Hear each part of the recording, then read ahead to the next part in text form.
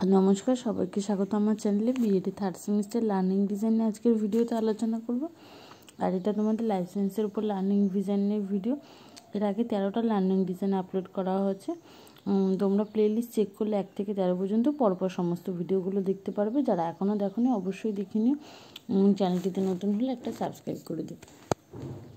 দেখো, আজকের হবে ক্লাস 9-এর ওপর। আর এর একক হচ্ছে জৈবনিক প্রক্রিয়া। এর অন্তর্গত 5টা উপএকক হলো: 1 নম্বর সালোক সংশ্লেষ, 2 নম্বর শ্বসন, 3 নম্বর পুষ্টি, 4 নম্বর সংবহন, 5 নম্বর রেশন। আর আজকের ভিডিওতে যেটা নিয়ে আলোচনা করা হবে সেটা হলো সংবহন। সংবহনের মধ্যে এবার কী আছে, শিক্ষণের লক্ষ্য ও উদ্দেশ্য। দেখো, স্মরণ করা থেকে কী কী জিনিস জানতে পারবে। প্রথমেই বলা হয়েছে সংবহনের সংজ্ঞা বলতে পারবে, সংবহনের প্রকারভেদের তালিকা প্রস্তুত করতে পারবে, মানব সংবহনতন্ত্রের বিভিন্ন উপাদানের নাম উল্লেখ করতে পারবে। 2 নম্বর হচ্ছে অনুধাবন করা। বর্তমান পাঠের পর শিক্ষার্থীরা নিজের ভাষায় সংবহন প্রক্রিয়াটির পর্যায়গুলোর মধ্যে মূল পার্থক্য নিরূপণ করতে পারবে। তারপর হচ্ছে সংবহন প্রক্রিয়ার গুরুত্ব ব্যাখ্যা করতে পারবে। এরপরে 3 নম্বর আছে প্রয়োগ করা। বর্তমান পাঠের পর শিক্ষার্থীরা কী কী জিনিস জানতে পারবে। সংবহনের উপাদানগুলোর মধ্যে সবথেকে প্রয়োজনীয় উপাদানটিকে নির্দিষ্ট করতে পারবে। তারপরে বলা হয়েছে যে সংবহনের সমগ্র প্রক্রিয়াটিকে একটি শব্দছকের আকারে সাজাতে পারবে। প্রয়োগের পরবর্তী পয়েন্ট হলো বিশ্লেষণ করা। বিশ্লেষণ থেকে কী কী জিনিস জানতে পারবে। দেখো, প্রথমে বলা হয়েছে সমগ্র রক্ততঞ্চন প্রক্রিয়াটিকে ধাপে ধাপে বিশ্লেষণ করতে পারবে। তারপরে বলা হয়েছে দেহের প্রতিটি কোষে খাদ্য কীভাবে পৌঁছায় সেই সম্পর্কিত সিদ্ধান্ত গ্রহণ করতে পারবে। এরপরে আছে 5 নম্বর পয়েন্ট, বিশ্লেষণের পরবর্তী মূল্যায়ন করা। বর্তমান পাঠের পর শিক্ষার্থীরা মূল্যায়ন থেকে কী কী জিনিস শিখতে পারবে। দেহে খাদ্যবস্তু, গ্যাস, বজ্র পদার্থ পরিবহনে সংবহনের অবদান স্থির করতে পারবে। রক্তের গুরুত্ব অনুধাবন করতে পারবে। এরপর 6 নম্বর আছে সৃজন করা। বর্তমান পাঠের পর শিক্ষার্থীরা সংবহন প্রক্রিয়াটি মানব হৃৎপিণ্ডের মধ্যে দিয়ে কীভাবে হয় সেই সংক্রান্ত একটি মডেল তৈরি করতে সক্ষম হবে। সংবহন প্রক্রিয়ার একটি চিহ্নিত চিত্র অঙ্কিত চার্ট তৈরি করতে পারবে। তার পরবর্তী পয়েন্টে বলা হয়েছে বর্তমান পাঠের প্রেক্ষিতে শিক্ষার্থীদের বিশ্লেষণ। বর্তমান পাঠের প্রেক্ষিতে শিক্ষার্থীদের সাধারণ বৈশিষ্ট্যাবলী এবং প্রারম্ভিক আচরণ সুনিশ্চিত করার জন্য শিক্ষক বা শিক্ষিকা নিম্নলিখিত প্রশ্নগুলি করবেন। 1 নম্বর সংবহনে রক্তের ভূমিকা কী। 2 নম্বর বলা হয়েছে রক্ততঞ্চন কাকে বলে। 3 নম্বর রক্তবাহের প্রকারভেদগুলি কী কী। 4 নম্বর মুক্ত ও বদ্ধ সংবহনের পার্থক্য লেখো। 5 নম্বর বলা হয়েছে রক্তের প্রধান কাজগুলি লেখো। এরপরে আছে পরবর্তী পয়েন্ট শিক্ষণ সহায়ক উপকরণের প্রস্তুতি ও নির্বাচন। সাধারণ উপকরণ চক, ডাস্টার, ব্ল্যাকবোর্ড, বিষয়বস্তু সম্পর্কিত বিভিন্ন পাঠ্যপুস্তক এবং সহায়ক গ্রন্থ।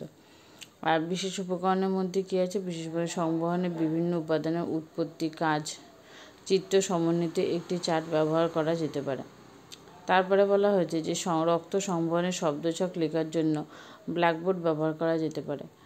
মানবদেহের হৃৎপিণ্ডের মধ্যে দিয়ে রক্ত সংবহনে অ্যানিমেশন দেখানো যেতে পারে। মানব হৃৎপিণ্ডের মডেল তৈরি করার চেষ্টা করবে শিক্ষার্থীরা। এর পরবর্তী পয়েন্ট হলো শিখন কৌশল। শিখন কৌশলের মধ্যে প্রথমে আমরা কী করব, একটি ছক করে নেব। বাঁ দিকে শিখন ক্ষেত্র এবং ডান দিকে হচ্ছে প্রাসঙ্গিক কৌশল। দেখো, শিখন ক্ষেত্রের মধ্যে কী হচ্ছে, সংবহনের সংজ্ঞা। শিক্ষক বা শিক্ষিকা বক্তৃতা পদ্ধতির মাধ্যমে শিক্ষার্থীদের সামনে ব্যাখ্যা করবেন। এরপরে আছে মানব সংবহনতন্ত্রের উপাদান। রক্ত, রক্তবাহ, হৃৎপিণ্ড, এই 3টি উপাদান শিক্ষার্থীদের অবগত করবেন। তার হচ্ছে এই উপাদানগুলোর উৎপত্তি ও কাজ প্রশ্নোত্তরের মাধ্যমে শিক্ষার্থীরা অবগত হবে। তারপরে পরবর্তী পয়েন্টে বলা আছে সংবহনের প্রকারভেদ। চার্টের মাধ্যমে সংবহনের প্রকারভেদগুলো শিক্ষার্থীরা অবগত হবে। ব্ল্যাকবোর্ডে শিক্ষক বা শিক্ষিকা প্রকারভেদগুলোর মূল পার্থক্যগুলো লিখবে। পরবর্তী পয়েন্ট হলো হৃৎপিণ্ডের মধ্য দিয়ে রক্ত সংবহন। চার্টের মাধ্যমে সংবহনের পর্যায়গুলি সম্পর্কে শিক্ষার্থীরা অবগত হবে। এই চার্ট রিলেটেড একটি আলাদা করে ভিডিও দেওয়া আছে, সেখান থেকে তোমরা বিভিন্ন ধরনের চার্টের ধারণা পেয়ে যাবে, সেটা প্লেলিস্ট চেক করে দেখে নিও। মূল্যায়নের নকশা। পাঠ শেষে শিক্ষার্থীদের নবলব্ধ জ্ঞান যাচাই করতে নিম্নলিখিত প্রশ্নমালাটি দিয়ে দেওয়া হবে, যা তারা বাড়িতে অনুশীলন করবে। প্রথমে 1 নম্বরেই বলা হয়েছে সংবহনের সংজ্ঞা দাও। 2 নম্বর হৃৎপিণ্ড দেহে না থাকলে কী অসুবিধা হতো। 3 নম্বর, মুক্ত বদ্ধ সংবহনের মধ্যে মূল পার্থক্য কী? 4 নম্বর, রক্ত, লসিকা, রক্তবাহ, হৃৎপিণ্ড এগুলোর মধ্যে কোন কোন উপাদান সংবহন প্রক্রিয়ার প্রধান উপাদান হিসাবে ব্যবহৃত হয় তা উল্লেখ করো। 5 নম্বর বলা হয়েছে শূন্যস্থান পূরণ করো। হৃৎপিণ্ডের সংকোচনকে ড্যাশ বলে। বি বলা হয়েছে যে প্রক্রিয়া রক্ত জমাট বেঁধে অর্ধকঠিন জেলির মতো পদার্থে পরিণত হয় তাকে ড্যাশ বলে।